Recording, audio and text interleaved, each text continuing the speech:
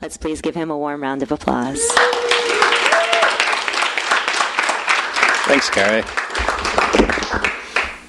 This is just right for you. Come on, get up close to it. Yeah, there you go. Thanks, Carrie. It's really gratifying to be here at Skylight because I've been here as a visitor, and it's wonderful. And so, LA doesn't really play a part in the book per se, but it plays a part in the sort of like the book being a real thing. Because when I got here, all I had was the manuscript, and we hadn't sent it out or anything. And so all the sort of like post work happened here in Los Angeles. So I think this is like bringing the circle whole for me. But I wasn't sure what I wanted to read about, but the book, when I think about the book, I think about where it started. And it started with this idea of a book that I was like, why doesn't this book exist in the world? And it had to do with Washington, D.C., basically, and how Washington, D.C. is this narrative about 9/11 that never gets told, really, because, for obvious reasons, all the trauma was not on the scale of New York City, but the city still went into a kind of physical and psychic lockdown, and I was there when it happened, and so, I don't know. That's what I was thinking about. So I want to read a chapter that's set in Washington, D.C. So I don't know if I made that make sense for why we're in Los Angeles, but I don't know if that has to make sense either. So, but thanks for coming. It's really cool to be here with all of you, and I know you're going to ask some great questions, and we're going to make Skylight proud with how well we do with the Q&A after, and then, we'll sign some books and we'll go drink some beers or something, I'm glad you're all here, so thanks.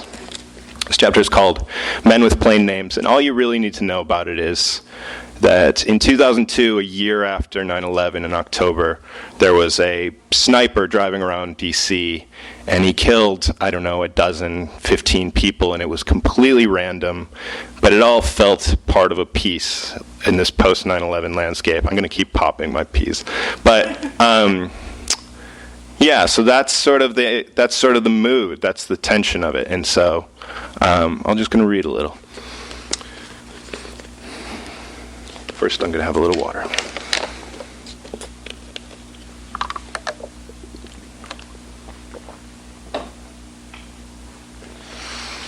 Men with Plain Names. By October, there was a killer on the loose. 5 dead the first day, several more each day after that. No one was surprised either. This was the new normal in late capitalist, pre-revolutionary America. I was working for a man named Mike, helping him paint a one-story apartment building orange. Working outside on ladders, standing in the open, we were easy targets for a man with a gun. I could have been back in school, but Mike really had to be here. It was his truck and his paint and his job. Mike had a girlfriend at home who was pregnant with a baby boy they were thinking of calling Michael. Just like his name, just like my name. I tried to talk him out of this, of course, but it was no use. As we work, we listened to the classic rock station where they almost never talked about anything real, certainly not the Beltway sniper. These were the radio voices in your nightmares, upbeat, impersonal, commercialized. They were not being maudlin or ironic when they played Don't Fear the Reaper for a third time in the day. This was just part of another all-new, non-stop workday rock block. We knew that our faithful disc jockeys would not condescend to listing off the totals of the dead or mentioning the manhunt. They didn't pander by offering us any updates or breaking news. They didn't tell us when the terror alert level was raised from yellow to orange to red. They just kept their heads down and played the hits, schlocky, feel-good rock and roll. Things were looking up for me, though. I'd actually inherited my father's car that morning, a blue Toyota Camry. It was just sitting there in front of my house when I came down the steps with my bicycle. I knew the car was my father's because I could see my brother sitting in the front seat. "Hello, young man," I said cheerfully as he got out wearing a necktie. "Are you here to tell me about the Bible?" "Shut up," he said. "Let me inside the house." But I was already out in the street, pacing around the Camry. This car was a beautiful thing to me. It never even occurred to me to ask my parents to bring it down. "Have you had this here the whole time?" I knew my brother was around, of course, right there at the end of the green line. My parents had driven him down to the University of Maryland at the end of August. The three of them spent the weekend in a hotel, getting him settled. They drove into the city where I met them for dinner twice, and that was the last that I saw of my baby brother. I meant to come and visit you, I said. I've just been busy. He nodded cautiously. This is good, though. You've done the right thing bringing this to me. I slapped my palm down on the top of the car. My brother didn't say a word. What is all this shit, anyway? I was cupping my hands and peering through the back windows. The seats were filled with boxes and bags. I could see a matte black stereo and a 19-inch television set. I got kicked out of the dorms. I need to stay with you. You got kicked out of school? No, just the dorms. In 5 weeks? That must be some kind of record. I seriously doubt that, he said blankly. I straightened myself up again to stare at him in judgment, glaring at his stupid necktie. What did you do? I didn't do anything. Why are you wearing that tie then? Because I want to. Jesus Christ, are you going to let me inside the house or not? I could hear the strain in his voice now. 3 more people were killed last night. Did you even know that? Yeah, sure, I know, I said absently. I was still marveling at the car. You've really had this here the whole time. My brother frowned, crossing and uncrossing his arms. He was glancing out toward the intersection warily. I almost died in this fucking car, you know. I was driving drunk on my birthday and I spun it around backward like, can we please just get off the street, he asked me for the 3rd time. Please. Sure, I said, passing my bicycle. Bring this into the house. Bring this into the house. I'm taking the car. Taking it where? To work, I said. Where do you think? Don't you have school? Don't you? My brother sighed and handed me the car keys. There was a killer on the loose. These are the plots of horror films or crime thrillers or just some bad buddy cop movie. We didn't know what was going on, which is different than being surprised by it. We'd grown accustomed to a world of sudden randomized death. Literally anything might happen next. The news reported that the sniper had been seen fleeing in a white van. Strangers would repeat this to you eagerly. We made a game of pointing them out to each other. White vans were everywhere now. Was this a thing that people already knew, or had the sniper brought this fact to bear? His was a vehicle chosen for its indistinctiveness, its ubiquity, its absence of shape and color. It was astonishing to realize just how many people made their living driving white vans through the city. As often as not, he was killing in broad daylight, too. People died outside of strip malls and parking lots, places they never wanted to go to in the first place. They were killed in front of gas stations and grocery stores, running errands and waiting at bus stops. Understandably, the whole thing made people crazy. It became harder and harder not to fixate on the white van. It was the only thing we had to go on. People wanted warnings. They wanted a fighting chance. They wanted signs that they could see and understand. If only a flock of birds would leap out of the treetops in the seconds before he squeezed the trigger, we would know to hit the ground. Even just the glinting mirror of a rifle sight could count as something. As a community, we had yet to produce even one credible police sketch of the killer. Who were we supposed to look for? A man? Someone with a story? A person with a past? We were still just looking for a man now, right? Somewhere among the 10,000 white vans was a person with a gun, feeling the same heat that you felt, breathing in the same air. I imagined him driving with the windows down, his seatbelt left dangling at his side. He was just a blank and smiling face, the only truly carefree man in 3 states. The white van itself could never have come as much of a surprise, though. Ghosts have always worn white traditionally, flashing in the dark, floating through walls. In gunfire and bloodshed, he was there. In everything else, he might as well have never existed. The sniper was a terror, a cipher, a blank. I came home from work to find my brother watching CNN. I could tell right away that he'd had it on all day, staring back at me with this haunted look. Worse, he was still wearing the tie. As soon as he saw me, he stood up and started following me through the downstairs of the house, telling me that 2 more people had been shot in the parking lot of a Michael's craft store. So what? I asked. So isn't that weird? He keeps shooting people in front of these Michael's craft stores. Why there? Why anywhere? I asked, exasperated. I told him to stop counting deaths. I told him to turn off the TV and go outside. I told him to go back to school now, to go home, to stop hiding. There was no grand conclusion to draw from all of this. It just was. And take off that fucking tie. No, he said, stepping backward. What does it mean? It doesn't mean anything. Do you work at a bank? What? Are you a Jehovah's Witness? Shut up. Are you now, or have you ever been a member of the so-called Republican Party? I asked, getting right up in his face. Fuck off. Have you ever knowingly consorted with any so-called Republicans? It's just a tie, he snapped as he walked away. That's not an answer, I said. That's evasion. I'm keeping my eye on you. All in all, I had a car. More than a car, really. I had a birthright. The blue Camry had always been a thing that was rightfully mine, and I was hell-bent on keeping it now. I was the eldest son, of course. Mine was a condition beyond reproof. Plus, it was fun just to drive, ripping through the city with the windows down and the radio up. I laid on the horn as I rocketed past every white van I could find, looking up and laughing at all these startled faces. A young man with a car could do whatever he wants, go wherever he wants, even with a killer on the loose. This is the stuff of 1,000 classic rock songs. I was going too fast to be killed now. Mike and I hadn't always listened to this music while we worked, though. Back in August, after I quit my data entry job and joined him painting apartments, we were devoted listeners of NPR. These marathon runs with the radio going 8 hours a day until we could practically recite the news breaks verbatim. This was on the other side of town, at the yellow apartment, before we'd made the hard switch to classic rock. Mike already had the orange one lined up too, taking us straight through the Terror Alert color wheel.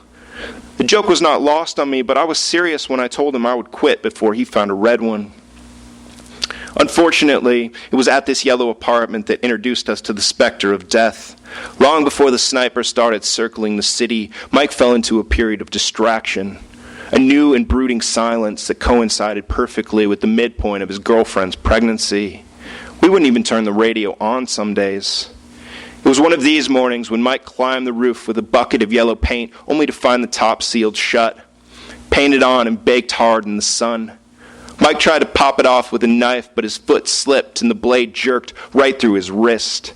"Fuck!" he yelled. I stepped back to see what was happening as the yellow paint came rolling off the roof and nearly struck me. Wham! The metal can hit the ground and exploded all over my legs. Mike was already coming down the ladder, holding his wrist and cursing. What? What happened? He took his hand away and the blood squirted 4 feet across the sidewalk. Mike had severed one of the small blue power lines running up his wrist, clutching it again as he stared at me. "I cut myself," he said simply. "Jesus Christ, no shit," I said, feeling completely scrambled. "What do we do?" I walked away looking for something, anything. I took my shirt off and pressed it to his arm. "Hold this," I said, as we watched the dirty white cotton bloom with blood. Fuck. Do we make a tourniquet?" Mike just smiled dimly and walked away from me toward his truck. I ran out ahead and opened the passenger side, helping him into the seat. I found his keys in his front pocket and slammed the door closed. I wanted to call an ambulance, of course, but Mike wouldn't let me. He said that he was fine. He'd insisted on driving even. He was laughing when he said this to me. That was the thing. The anger was gone and Mike was nothing if not tickled by the whole situation. The pickup made a tortured sound and fired right up. With my adrenaline pumping, I found the clutch and scraped it into gear. We lurched forward, and I felt insane. I didn't know the first thing about driving a stick shift. I just tried to keep it in a low gear. Straight lines, I told myself as I accelerated into traffic. I was terrified of stalling this thing out.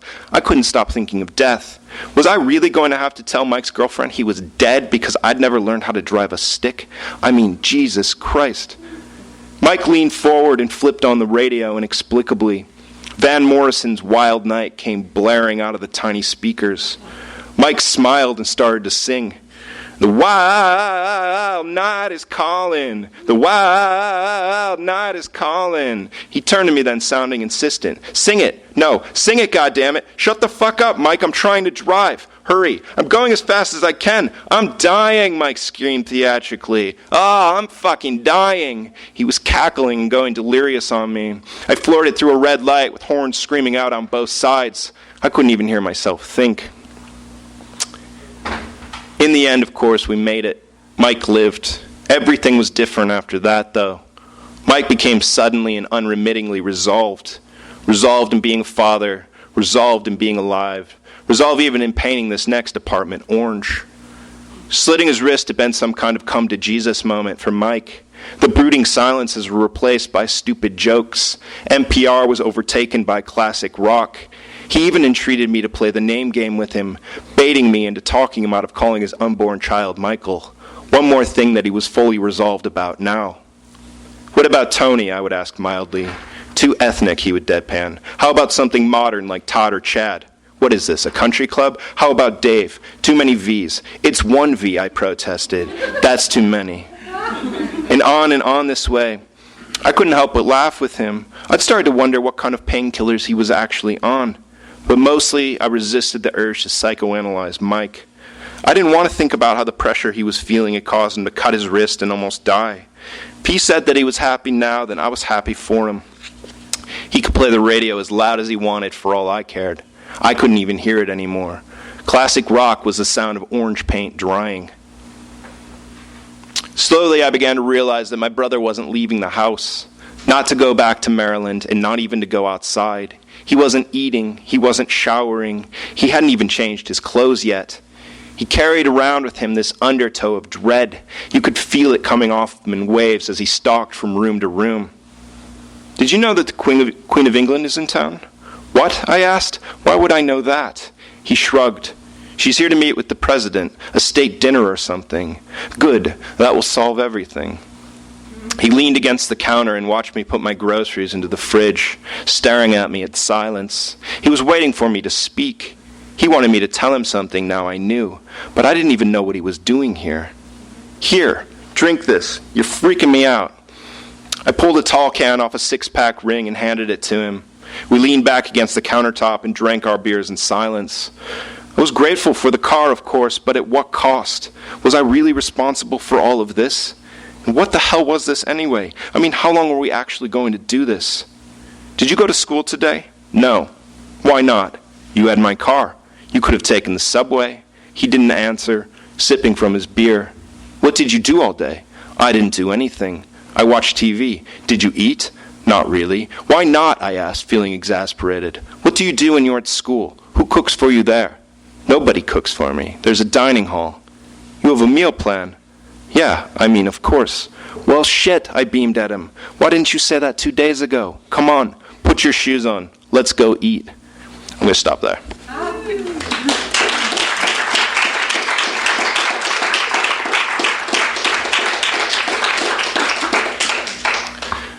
But yeah, we can talk about anything you want. So, we got time to fill. The first question is the hardest. Lucas. What's that? Any more mics? Any more mics in the book? No, this chapter pretty much covers it. This chapter is called Men with Plain Names. But then, yeah, the narrator is named Mike, and then the guy who paints is named Mike, and his unborn child is named Mike, and then the craft store is called Michael's, where people keep getting shot, which, as someone named Michael, I know the deep anonymity of being named Michael, so it's my own little, joke for myself, but that covers it.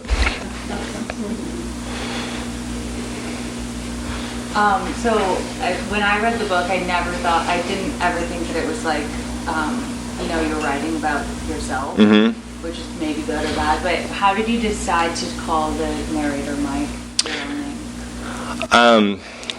I tried for a long time to give him no name, but it's a 335-page book, and so that becomes more distracting than calling him Mike on some level for me.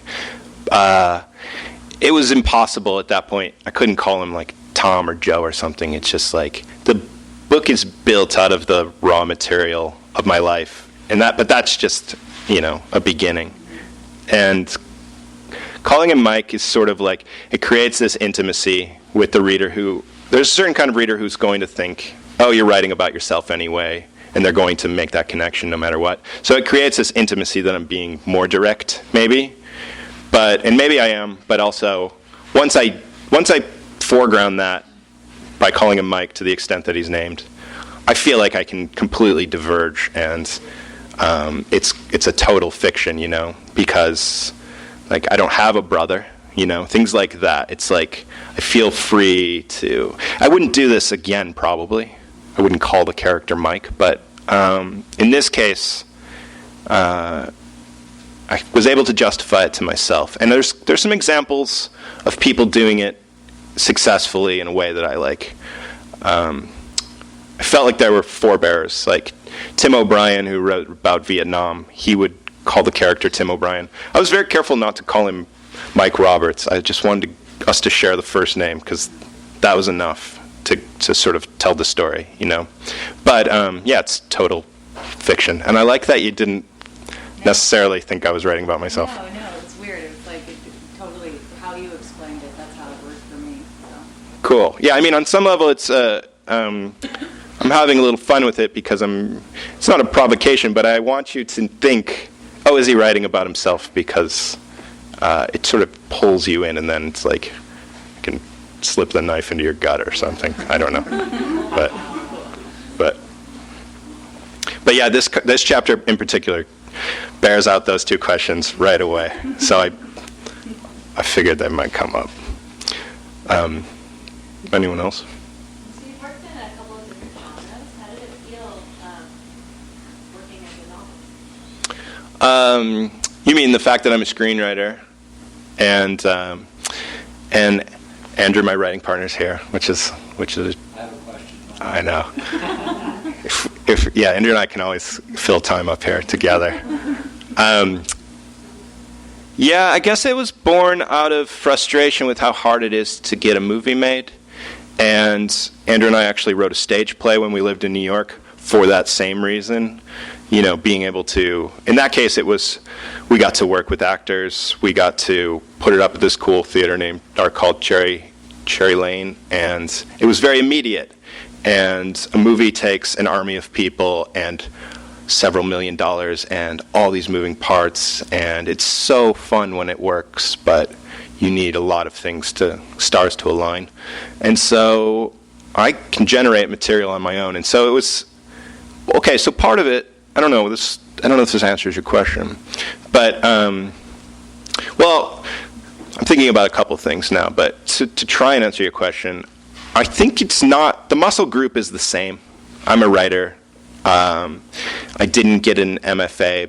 I wrote 20 screenplays instead. So that's sort of like my education. I can sort of get into a scene, get out of a scene. I can do dialogue. I can do things like that. It doesn't feel that different to me. So it's more fun on the language level, I'll say that, to write a novel because, you're so much more free. In the screenplay, it's pure for a second, and then if you're lucky enough to get it made, all these moving parts come in, all these departments, and they all need something, We just made a movie called Goat. Andrew directed it, and we had, at one point, we had to take out all the driving at night scenes because those were a nightmare to film. So those are things you do to get a movie made, But does that answer your question? Yeah, it's just interesting. It doesn't feel like a screenwriter wrote it. Oh, I'll take that as a compliment. In Los Angeles. The lowest human on earth in Los Angeles, the screenwriter. Fair enough. I mean, there was no yeah. I'll take that. That's cool. What's your process of crafting dialogue? A lot of it is just sort of intuitive. I think you either hear dialogue or you don't, and I don't overthink it. Some people have told me dialogue's hard for them. I think other things are probably hard for me, but not dialogue. And so with the whole thing, whether it's a screenplay or a book, I'm always sort of speaking it out loud. And so if it passes the ear test and I know the rhythm, then I pretty much know I'm in the right zone. I was just starting to tell somebody that there's an audiobook version of the book now, which is such a treat. I thought everybody gets an audiobook version, but they don't. And so I was like, this is great. But I was like, that was a process because they started giving me 50-year-old men to read the book, and I'm like, no, guys, it's got to be and then they give me the guy who reads the young adult novel, and I'm like, no, guys, and it was just I just could tell nobody says what about this? I want this. They just pick one of the three that they send him. So the sound of it is very important. And I know this is being recorded, so I'll just say they did a great job. But yeah. So, but yeah. Anyone else have a question? Meg. You're good at dialogue. What do you think you're not so great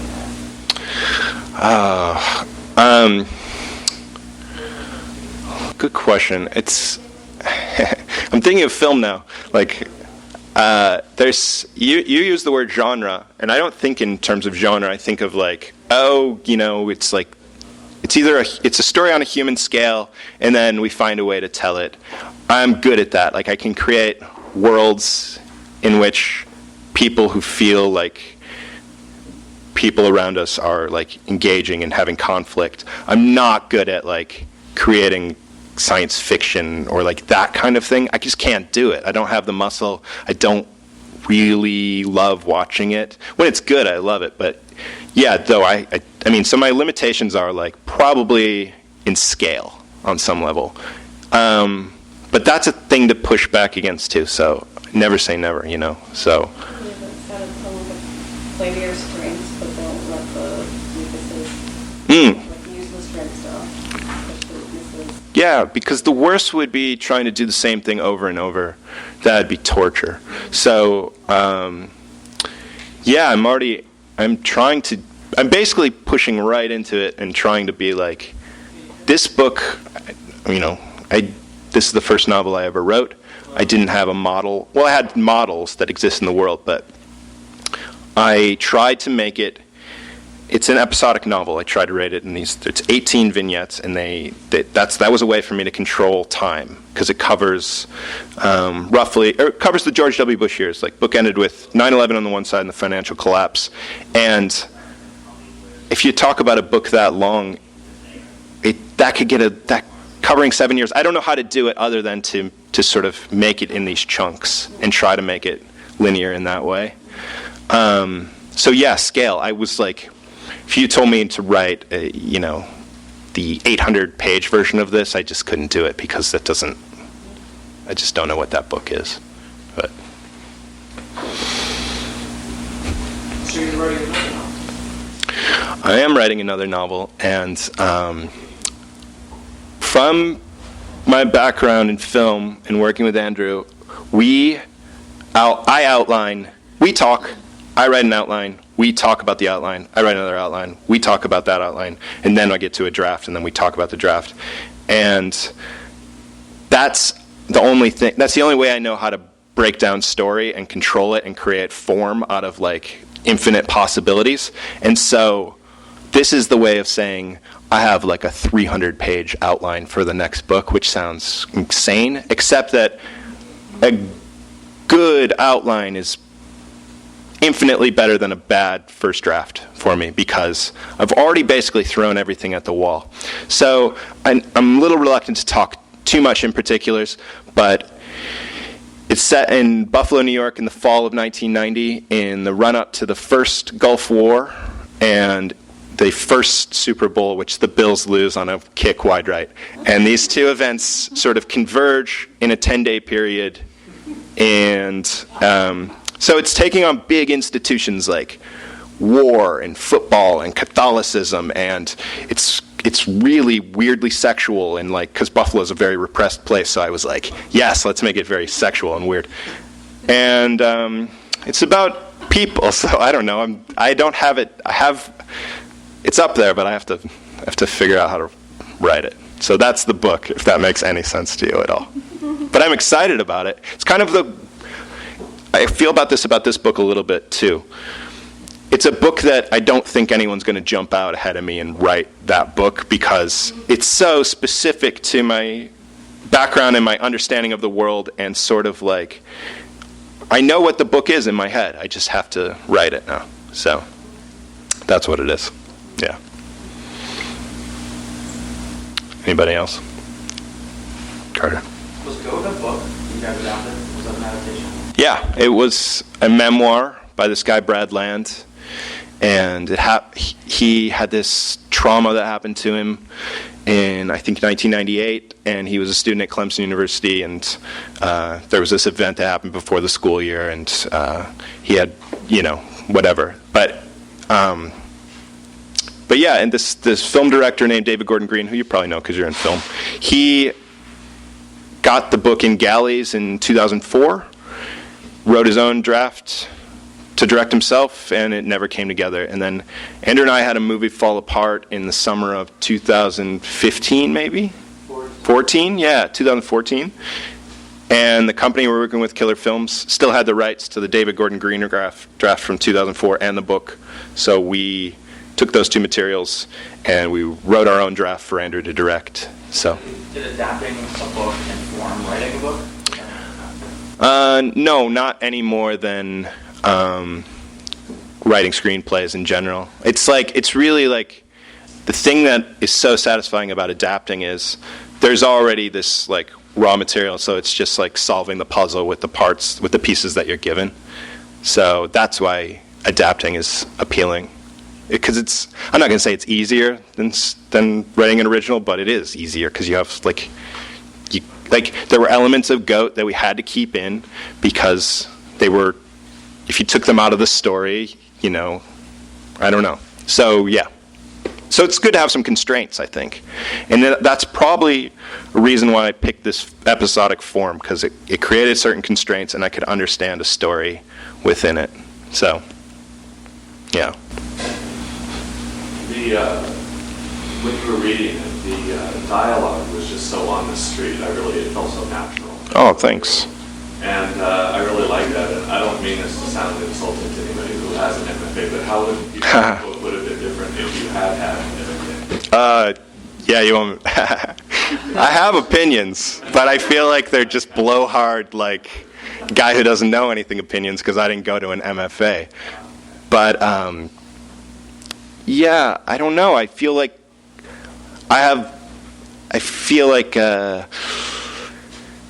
how would this book be different? I'll tell you, because I showed it to some people who'd gone through MFAs. They were very hostile to the idea that first of all, they call it a novel in stories. They are stuck on that. That must be a thing that happens to people in MFAs. They come out with all these stories and they try to link them together, and then publishers are like, we don't like these. And so it was always a novel for me on that level. And I got some resistance from publishers who were like, because there's this negative space. There's this, it's important that you don't connect all the dots or hold the reader's hand so that everybody finishes each chapter at the same point, and then we all start at the same point. We never lose track of where we are. This book sort of, from chapter to chapter, there's a small time gap. Sometimes it's bigger, and a lot of times it changes locations, but it's still this narrative voice. There's fidelity to the narrative, this first-person narration. So if you accept that as a rule and you're in it, I'm not going to betray that. So you're going to stay in that perspective, that point of view. But a lot of people were like, why don't you just stitch it all together? And I was like, because I wrote this book in reaction to those kind of books that feel sort of like flattened out and a little bit dead. So I didn't want to create clear transitions and resolutions. I wanted to create this space where, as in real life, you only have your own story, sort of. So people come and go, and it's episodic in the sense that that's how I think memory works. I think memory is this construction that owes a lot to imagination, and it's informed a lot by what we need it to be, and then there's all these checks against it, and you're forced to accept some of those as far as what's truth, in quotation marks. So I think if I took this into an MFA program, they would have said, stitch it all together. Why are you doing this? You're making it harder. A girl told me, a woman, she was in an MFA program, she told me something like, I believe something like the books exist for, something like you as the author are servicing the pleasure of the reader. And that's not how I feel. I feel like a challenging book is worthy, you know. So it's not like I'm trying to mess with the reader, but I give you an entry point, and then I want you to have to work a little bit so that when you make those connections that I've put in there intentionally, they're richer somehow. So that was rambling, but it's the strange path that I've taken to writing a book, and it goes, for better and worse, it goes dead center through learning how to write screenplays. So that's my point of view on it. I love it. Oh. I think it's beautifully written. And I know people have been kind of maybe dissing the screenplay thing, but I think it's what makes the book so great is that huge visual component. You're talking about color, you describe scenes where you can actually see them in the cab, you're whacking the head of the car, all of that stuff, which for me as a reader, especially with our shortened attention span, it moves along really fast. And I really enjoy that. I was also struck by how hilarious. I love the dialogue. Oh, good. Really great. And the relationship with the brother, at the same time as it being hilarious and the reaction of your Republican, your Mormon, your this, that, and the other thing, also seemed terribly sad. There's a real tragedy in these male relationships, it feels like. Oh, absolutely. You know, you're working with this guy who's changing in front of your eyes, and he's got this responsibility of having a kid, and then the brother who's obviously in dire straits and something very serious is happening. And there can't be this connection, and then there's this guy who's out there shooting everybody. I'm really interested because I've got the book, but I haven't read it, and I'm dying to read it now. But is that a central theme, the whole sort of male alienation, where you're with people but you're not with them because you somehow can't connect? Yeah, no, I think that's a really good point. And the thing about the brother showing up is he sucks. He fills the vacuum of like freaking out over this thing that nobody can control. So then Mike has to basically put on the pose of being unfazed. And what I think about, and the other thing that's not, and then of course there's the other Mike who's going through this heavy thing of like, he paints houses, how's he going to support a family? But the thing that's not immediately in the page here is like the chapter before, there's this girl who gets introduced, and she kind of like rejects Mike, so it's sort of all of a piece. There's a point at which the brother, when they go to the cafeteria at the University of Maryland, and the brother says, you know, where is your girlfriend? And he's like, it startles him because he's broken up with her in the summer before. And he says, I don't have a girlfriend. And he's like, the girl who I met over the, and he's like, what are you, it's like, where are all these questions coming from kind of thing? So it's like, he's hostile in the sense, like you feel it in the page, his aggression. He's a difficult character in the sense of like, and I wanted that, I hate the like love me character. I like the sort of like, I don't know if I like him right now, love character, you know? Yeah. I really like that, so. But no, that's a great observation because he would have been happy to, I think, isolate himself, but this one guy on his left is going through all this stuff, and then his brother just sort of deposits him there, and he asks him over and over, like, why did you get kicked out of school? Why did you get kicked out of the dorms? And you have to read because I don't want to spoil it for you, but it's just like, it's very dysfunctional on that level, but it's also like, he shows up there because, it's his brother, and he feels like he can show up on his doorstep with all the weight of this thing showing up, and it's like, protect me, but that's not going to happen, He's basically communicating that you're on your own, and at that point, the brother's not leaving the house, So your question is better than my answer, but I like what you've connected the dots yourself. But as far as like the whole book, I hope he outgrows a little bit of the angry young man thing.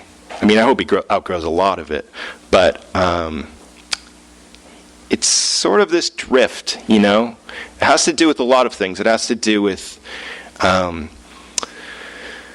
speaking from my own experience, and I try to put this in the book, it's like I entered college into the sort of middle-class boredom of the Clinton years. It was very bourgeois, like we were nothing special, but it was like, seemed like there was a path ahead, and we were all going to get jobs, and then we'd all do the next thing, and we'd all do the next thing. And then really 9/11 happens, and everything changes. And it's not this thing that happened on one day. It's the like slow ripple out that suddenly we're all overeducated and underemployed. But what that sort of unshackling from the Clinton, middle class thing, the book is very peripatetic. That's why it's episodic, because he moves across the country, he moves back, he goes to the next place, he follows a girl to Texas, like that kind of thing, So it's all of a piece in my mind, but no, the angry young man thing is real. So now it took me till my 30s to like really settle down and I probably it only shows certain people. But yeah. Anybody else have a question? I had a question actually. I've read the book, so obviously, but it's funny because I only realized it now listening to you read that. There's a thing in the book that I always feel we. Mm-hmm. The whole book feels like a rallying cry, and I heard you use the we. You use we almost like the royal we a lot. And you're talking about the Beltway sniper, and for some reason the whole book feels that way to me. And again, I think it's like my time period that I came of age, like these things marked my life too. Do you use we more than that? Is that why you used it, or were you ever aware of that as a feeling or anything? Well, you've read the book. You know how there's a chapter in Portland where that guy goes missing, and it's like we all kind of knew this guy, but we didn't know him at all. And it's like he's separated from his identity as a person, because everybody is thinking like, oh, this could happen to me. Like my life could like skid off the rails too, kind of thing. So it's an idea that I'm conscious of, but. I mean, in that way, it's weird because it really made me. Then you were just that chat. It sort of like speaks to a generation in a weird way. And I don't know again if I just associate with the character or really think about that. It's something I really like about it, and so it's also just a compliment because that I never thought of until I heard you read it. But there's something great about it, and in that the guy's so obstinate and difficult, and yet you always kind of feel like you're like with him on everything. Yeah, he takes you right up to the edge, and then he hopefully pulls you back with him. But I think about, this is maybe not going to answer the question, but I think about like growing up between generations, and it's in what I talked about the Clinton years turning into the Bush years. But it's like when we grew up, you and I were Generation X, right? It like meant a thing in the 90s, but we were always too young to really be part of it. And then there was this, sort of bridge generation called Generation Y, whatever that was, and nobody wanted to be part of that. And then it's like the millennials became the dominant culture, right? And it's like, I was just having a conversation with Betch, and she said she called a guy who works with her a millennial, and he freaked out because millennials don't want to be called millennials. But this will make me lame, but it's like I identify with what they're going through because it's much more in line with my growing up than it is with Generation X, who we have two 70-year-olds running for president. Where the hell is Generation X? They've like abdicated. They I have things to say about Generation X, but all the social change that's coming up is coming up from the bottom up because Generation X just didn't fill the void. And so I feel a bit of we with the sense of we're all at the mercy of the baby boomers still, and that's insane, So anyway, does that? Yeah, no, it does. It's like, I don't know, it's almost pan-generational in that way too. Yeah. Maybe because like we always talk about this, that I'm not technically a millennial, I'm technically Gen X by a couple of years. Yeah. I don't feel like a Gen X. Mm-mm. And I mark all these things and yet I talk to some millennials that were like really little when the towers, got hit, and I'm like, we don't really either. So I'm wondering if it's like there's some like intergeneration. Yeah. I don't know, it's weird. And the compulsion, the need to name things and put people in the boxes. Like, I'm participating in that in this conversation, but it doesn't mean anything really, you know? Like, it's the fact that if we were born, I'm a 35-year-old man with no kids, you know? Like, that couldn't have happened 40 years ago. Or it would have happened to maybe a guy like me, but... Molly says, or no, sorry. I love you, Molly. No, it's great. It's great. I don't know. I've, like, taken us into a corner. Does anyone have anything else they want to... As someone who knows you and knows you're like obsessed with this like kind of doom around like, earthquakes and traffic and like the drought. Yeah. Was that really real and happening in DC and in your life after 9/11, or was this dramatization of that? No, I mean, this is easy to forget, I guess, and you're good 10 years. Yeah, you're a good 10 years younger than me. It was the strangest thing, like the thing I tried to set up when I started. It's like 9/11 happens, and you know it was on a different scale in DC, but there was still, you know, a plane hit the Pentagon, there was smoke in the air, it goes into a complete shutdown, and then especially in DC, it becomes this kind of like weird police state, and so that was like disorienting to begin with. A couple weeks later, the anthrax attacks happened. That happened very directly in D.C. A year later, the Beltway sniper, this is a real thing, like he was driving around and there was no white van. It's more like, that we can get into that too, but then the two wars, and then outside of D.C., there's Hurricane Katrina, so that's like natural disaster. This happened in like a 4-year period. So it like informs my creative imagination as much as it informs my like apocalyptic, but I've like really come to peace. Like I used to be able to, well, whatever, you and I share some of this, but I like used to get really anxious about flying, about everything, and now I'm just kind of like, it's okay, you know. I've actually been driving in LA some more. Yeah, so feeling pretty good about that. It's no big deal. But yeah, no, it was crazy. And so the book has this, it runs at this really high speed of like, we're all doomed. Because I thought there was going to be suicide bombers in the subways. That didn't seem like an insane thought in 2001, you know?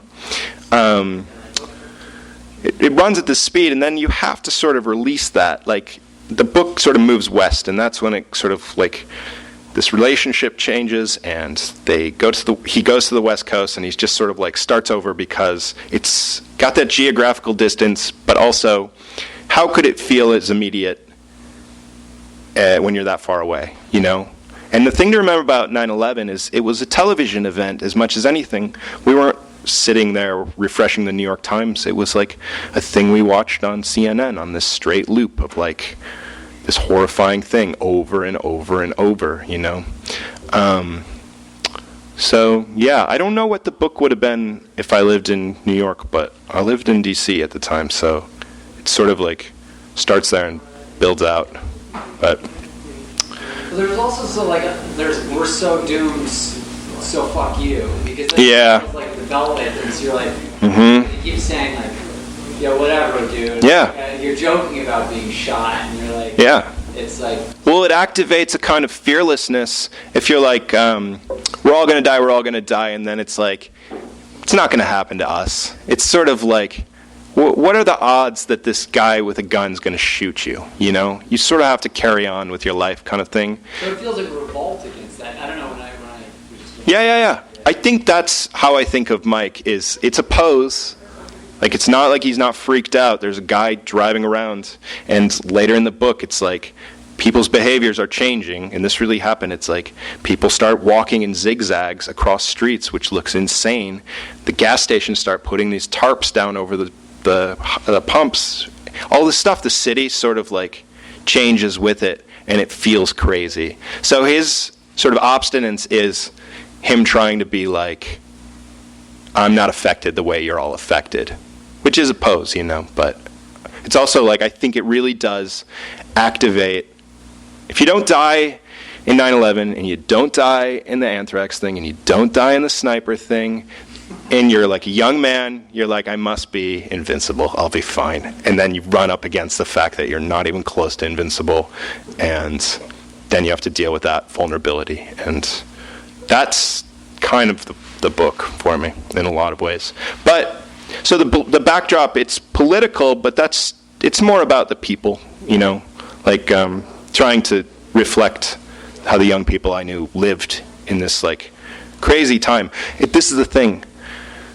If Donald Trump, let's not talk about politics too much. If Donald Trump gets elected, we will forget how terrible George Bush was as a president, and that devastates me. So I wanted to make some record of like how crazy it was to live through the George W. Bush years. So maybe that's a point to close. What do you think, Carrie? I think that sounds great. Okay. You guys, please do stay and mingle. I'll get rid of these chairs, and I'll set up a signing table up here. But first, let's give them a look.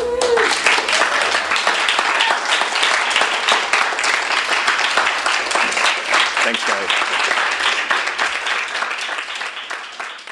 You've been listening to the Skylight Books Author Reading Series. Don't forget that you can listen to this and all of our other great podcasts at skylightbooks.com.